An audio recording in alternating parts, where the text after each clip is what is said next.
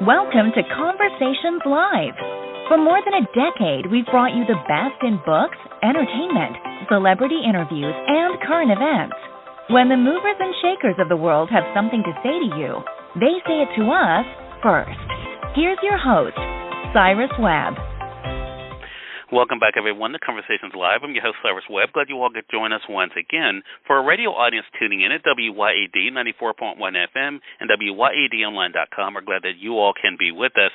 Also joining us online worldwide via our podcast at iHeartRadio and Amazon Music. We're glad you all could be with us as well.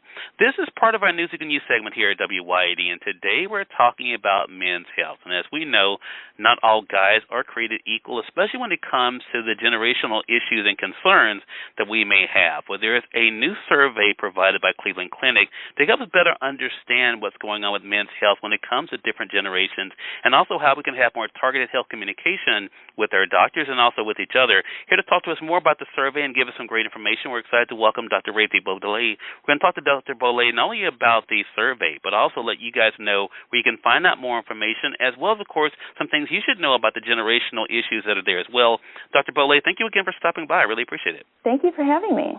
So this is an important topic for us guys. We don't always discuss these things, but it's great to see what the Cleveland Clinic has done with this new MentionNet survey. So let's begin there. I mean, what were some of the most significant generational differences that the survey found? Well, we'll start with a commonality, and that's that 95% of men, so across all generations, really said that making their health a priority was top for them. But after that, we did find a lot of differences, which you mentioned.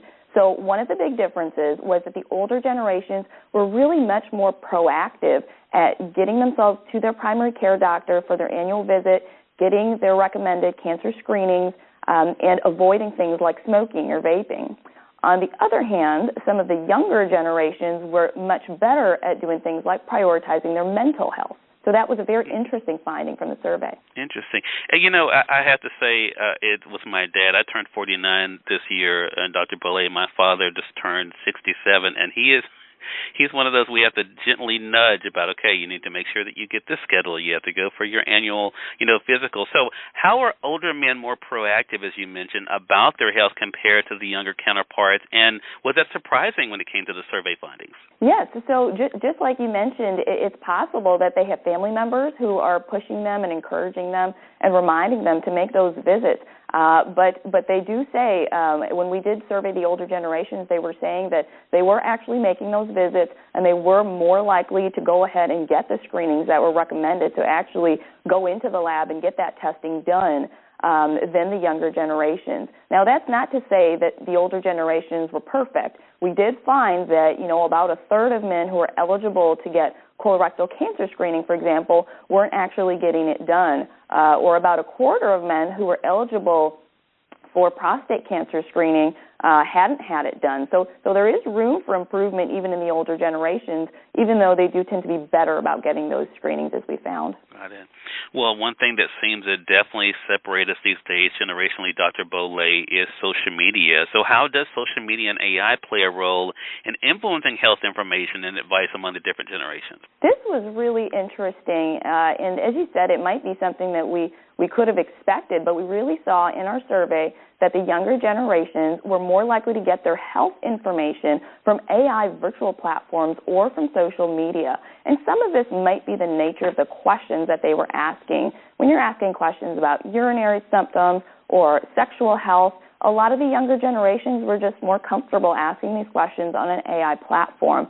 And certainly that's something that we as healthcare providers, we want to be aware that that's where a lot of our younger men prefer to get their information, so that we can put out good information on those platforms.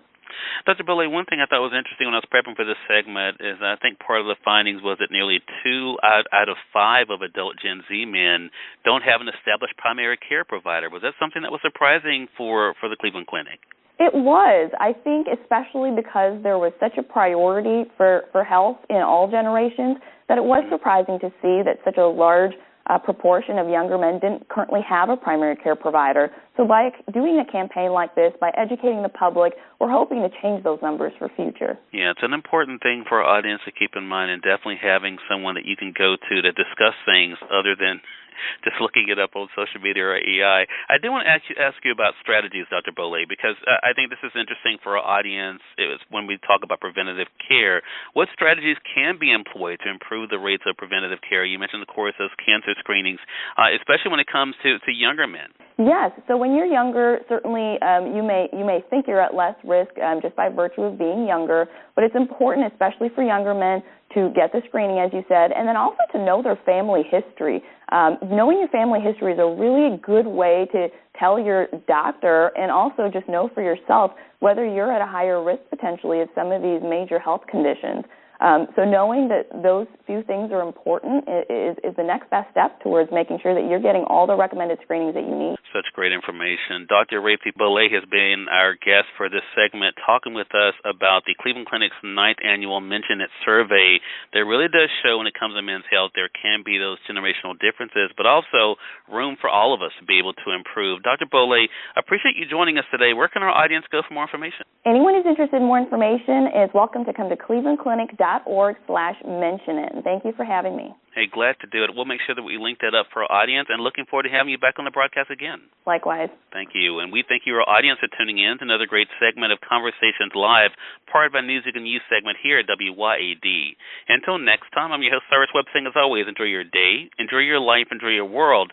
Thank you all for choosing Conversations Live. Then let's go make today amazing. Take care.